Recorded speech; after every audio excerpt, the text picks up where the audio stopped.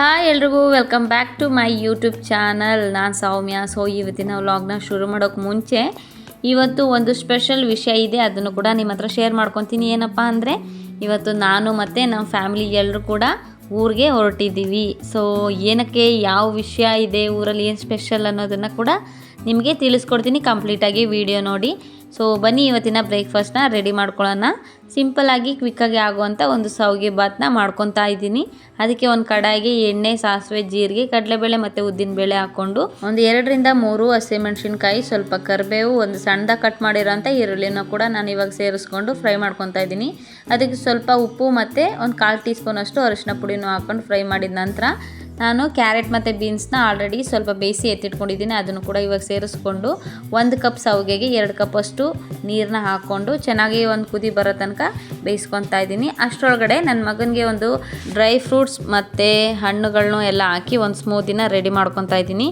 ಬನ್ನಿ ಯಾವ ರೀತಿ ಮಾಡೋದು ಅಂತ ನೋಡೋಣ. ಅದಕ್ಕೆ ಸ್ವಲ್ಪ ನೆನೆ ಹಾಕಿರೋವಂಥ ಡ್ರೈ ಫ್ರೂಟ್ಸು ಮತ್ತು ಮನೇಲಿ ನಿಮಗೆ ಯಾವ್ದು ಹಣ್ಣು ಅವೈಲೇಬಲ್ ಇದೋ ಅದನ್ನು ಹಾಕೊಬೋದು.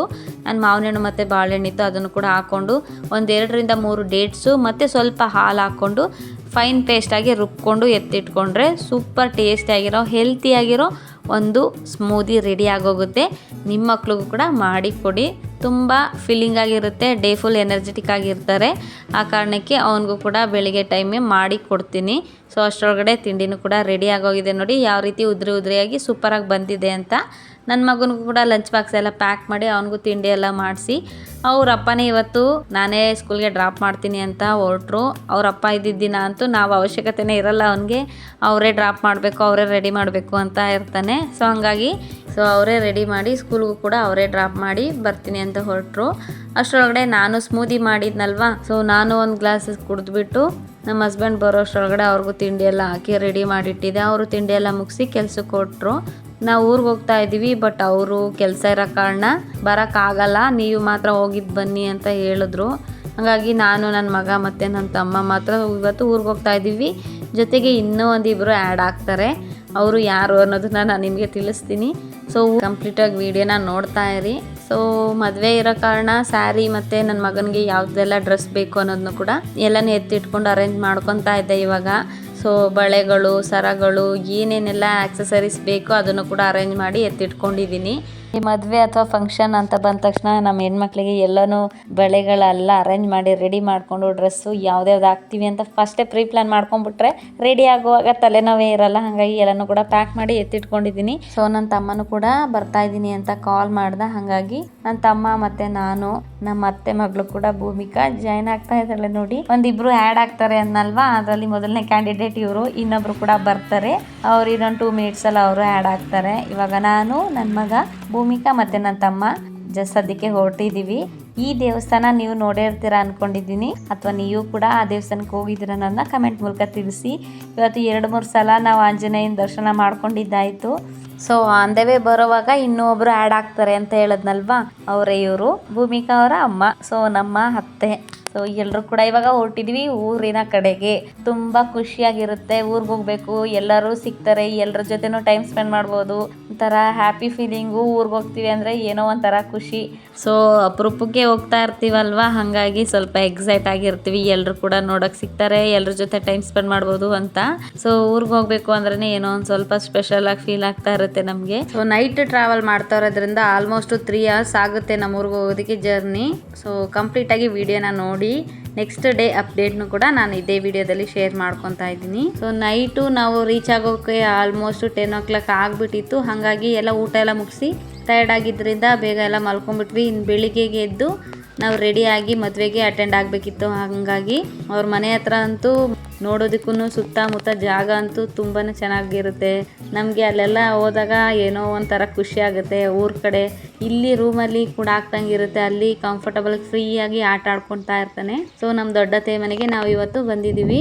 ಇವ್ರ ಮನೆಯಿಂದ ರೆಡಿಯಾಗಿ ಇವಾಗ ನಮ್ಮ ತಂಗಿ ಮನೆಗೆ ಹೊರಡಬೇಕು. ಎಲ್ಲರೂ ಕೂಡ ಊರಲ್ಲಿ ಬಂದು ಮದುವೆನ ಸಿಂಪಲ್ ಆಗಿ ಮಾಡ್ಕೊತಾ ಇದ್ದಾರೆ. ಅಂದರೆ ಮನೆ ಹತ್ರನೇ ದೇವಸ್ಥಾನದ ಹತ್ರ ಮಾಡ್ಕೊತಾ ಇದ್ದಾರೆ. ಸಿಂಪಲ್ ಆಗಿ ಮಾಡಿದ್ರು ಕೂಡ ಊರ್ ಸೈಡಲ್ಲಿ ತುಂಬ ಚೆನ್ನಾಗಿ ಮಾಡ್ತಾರೆ. ಫ್ಯಾಮಿಲಿ ಎಲ್ಲರೂ ಕೂಡ ರೆಡಿಯಾಗಿ ಹೊರಡ್ತಾ ಇದ್ದೀವಿ. ಅದಕ್ಕೂ ಮುಂಚೆ ಸ್ವಲ್ಪ ಮನೇಲಿ ಕೆಲಸಗಳೆಲ್ಲ ಇತ್ತಲ್ಲ, ಅದನ್ನು ಕೂಡ ಇವಾಗ ಮಾಡಿಕೊಂಡು ಎಲ್ಲ ಮುಗಿಸಿ ಇವಾಗ ನಾವು ಮತ್ತು ನಮ್ಮ ಅತ್ತೆ ಫ್ಯಾಮಿಲಿ ಎಲ್ಲರೂ ಕೂಡ ಹೊರಡ್ತಾ ಇದ್ದೀವಿ.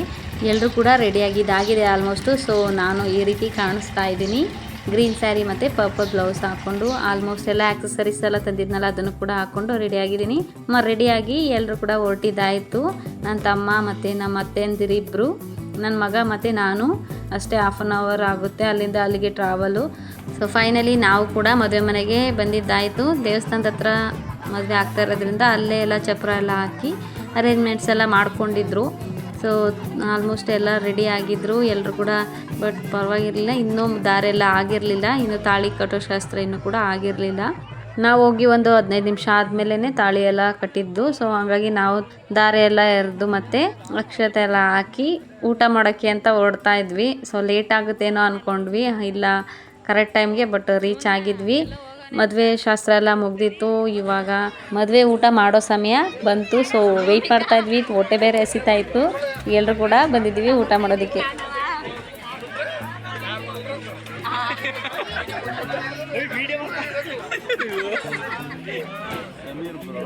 ತಗೊಂತಾ ಇದೀವಿ ಅಂತ ಹಾಕ್ತೀನಿ. ಕಣ್ಣು ಒಳ್ಳೆಯದು ಅದನ್ನ ಈಗ ಹಂಗಂತ ಹೇಳ್ಬಿಟ್ಟು ಸೈಡ್ಗಿಡೋದು.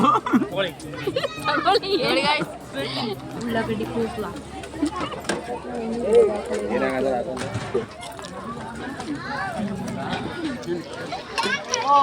ಬನ್ನಿ.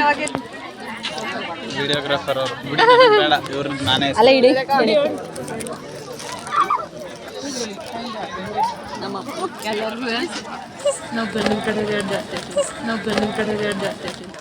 ತುಂಬ ಫನ್ ಆಗಿತ್ತು ನೋಡಿದ್ರಲ್ವಾ. ಇದು ತುಂಬ ದಿನ ಆದಮೇಲೆ ಎಲ್ಲರೂ ಕೂಡ ಜಾಯ್ನ್ ಆಗಿದ್ದೀವಿ, ಒಂದೇ ಕಡೆ ಸೇರಿರೋದು. ತುಂಬ ಖುಷಿ ಆಗ್ತಾ ಇತ್ತು. ಊಟ ಎಲ್ಲ ಮುಗಿಸಿ ಸ್ವಲ್ಪ ಹೊತ್ತು ಕೂತ್ಕೊಂಡು ಎಲ್ಲ ಹರಟೆ ಎಲ್ಲ ಹೊಡೆದು ಮಾತಾಡಿಕೊಂಡು ಟೈಮ್ ಪಾಸ್ ಮಾಡ್ತಾ ಇದ್ವಿ. ಅಷ್ಟರೊಳಗಡೆ ಹುಡುಗ ಹುಡುಗಿನೂ ಕೂಡ ಸೆಕೆಂಡ್ ಗೆಟಪ್ ಚೇಂಜ್ ಮಾಡಿ ಅವರು ರೆಡಿಯಾಗಿ ಫೋಟೋ ಎಲ್ಲ ತೆಗೆಸ್ಕೊಳ್ಳೋದಕ್ಕೆ ಬಂದರು. ನಾವು ಕೂಡ ಫೋಟೋ ಎಲ್ಲ ಇಡಿಸ್ಕೊಂಡು ನಮ್ಮ ತಂಗಿ ಮತ್ತು ಅವ್ರ ಫ್ಯಾಮ್ಲಿಗೆ ಎಲ್ರಿಗೂ ಕೂಡ ಬಾಯ್ ಹೇಳಿ ಹೊರಡೋಣ ಅಂತ ಬಂದ್ವಿ. ಅಷ್ಟರೊಳಗಡೆ ನಮ್ಮ ಚಿಕ್ಕಪ್ಪ ಅವರು ಸ್ವಲ್ಪ ಲೇಟಾಗಿ ಬಂದರು. ಅವರು ಲೇಟಾಗಿ ಜಾಯ್ನ್ ಆಗಿದ್ದರಿಂದ ಅವ್ರನ್ನೂ ಕೂಡ ಮಾತಾಡಿಸ್ಕೊಂಡು ಎಲ್ರಿಗೂ ಬಾಯ್ ಹೇಳಿ ನಾವು ಕೂಡ ಹೊರಟ್ವಿ. ಸೊ ಇವತ್ತಿನ ವ್ಲಾಗ್ನ ಇಲ್ಲಿಗೆ ಕಂಪ್ಲೀಟ್ ಮಾಡ್ತಾ ಇದ್ದೀನಿ. ಸೊ ಇನ್ನೂ ಒಂದು ದಿನ ಇಲ್ಲೇ ಸ್ಟೇ ಮಾಡೋದ್ರಿಂದ ನೆಕ್ಸ್ಟ್ ವಿಡಿಯೋದಲ್ಲಿ ಕೂಡ ಕಂಟಿನ್ಯೂಟಿ ವಿಡಿಯೋ ಇರುತ್ತೆ. ಇವತ್ತಿನ ವಿಡಿಯೋ ಎಲ್ರಿಗೂ ಕೂಡ ಇಷ್ಟ ಆಗಿದೆ ಅಂದ್ಕೊಂಡಿದ್ದೀನಿ. ನೆಕ್ಸ್ಟ್ ವಿಡಿಯೋದಲ್ಲಿ ಸಿಗೋ ತನಕ ಎಲ್ರಿಗೂ ಕೂಡ ಬಾಯ್ ಬಾಯ್, ಟೇಕ್ ಕೇರ್.